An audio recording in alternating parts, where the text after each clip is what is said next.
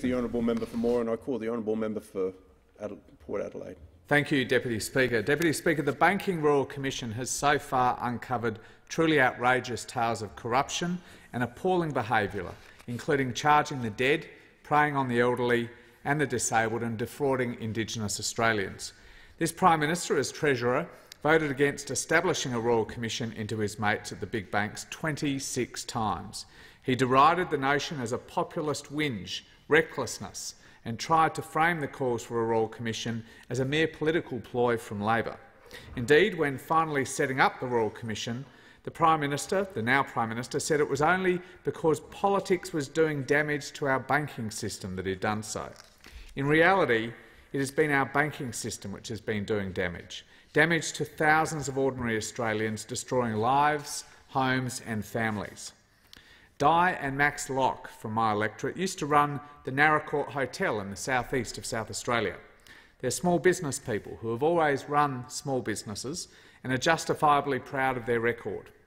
In 2008, the Commonwealth Bank purchased Bankwest, which financed the Lockes, and they were assured at the time that there would be no changes to the loan or their operations. Just a few weeks later, though, their accountant started receiving calls and emails saying that the bank did not want to refinance the Lockes' successful business because the value of the Naracoorte Hotel wasn't high enough, all through an internal decision around revaluation by the bank. Once their loan facility expired, they would have to pay out the entire amount. They'd never missed a mortgage payment, and yet the bank took their home, took their business. They weren't interested in the consistent, reliable mortgage payments by the Lockes. They just wanted to get rid of the old customers. The Lockes lost everything. Their story was never heard by the Royal Commission, nor were thousands of others whose Bankwest loans were quickly disposed of despite no failings on the part of the borrowers. The Australian Small Business and Family Enterprise Ombudsman, Kate Carnell, in her December 2016 report into the treatment of small business owners, found that the banks had used clauses that gave them extraordinary powers against borrowers, even where the borrower had acted within the terms of the loan at all times. These clauses allowed what happened to the Lockes and thousands of others. They allowed the bank to revalue their properties and change the loan based on that unilateral revaluation. They allowed the banks to call in the entirety of the loan without cause. They allowed the banks to act to create non-monetary defaults. The banks claim they didn't do this, of course, but the Ombudsman found that they did. She found not only did they do so, but they did so in almost 66% of cases that she examined.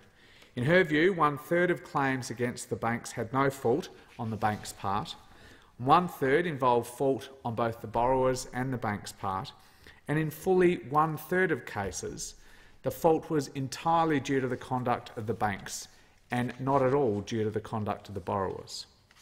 When this conduct came before the Royal Commission, non-monetary defaults were skimmed over because there was, in their words, no financial motive. Yet that is not what the Ombudsman found, and it is not the experience of thousands of victims. Even where borrowers have been able to secure loans with other banks, they were thwarted by the practices of the Commonwealth Bank, which had taken over Bankwest. The Prime Minister has encouraged people unhappy with their banks to switch, and that's exactly what some victims tried to do. In one case, a business owner, told that his loan facility would not be continued with Bankwest, sought refinancing through Westpac, and it was granted. But 2 days before the finance went through, Bankwest placed his business into receivership. He had never missed a payment. This Banking Royal Commission has been too rushed. This government had to be dragged kicking and screaming to do it in the first place, and now they have pushed it to a timeline that means that thousands of stories, thousands of victims and thousands of wrongs are not being told. The Royal Commission must be extended so that it can hear all of the victims' voices.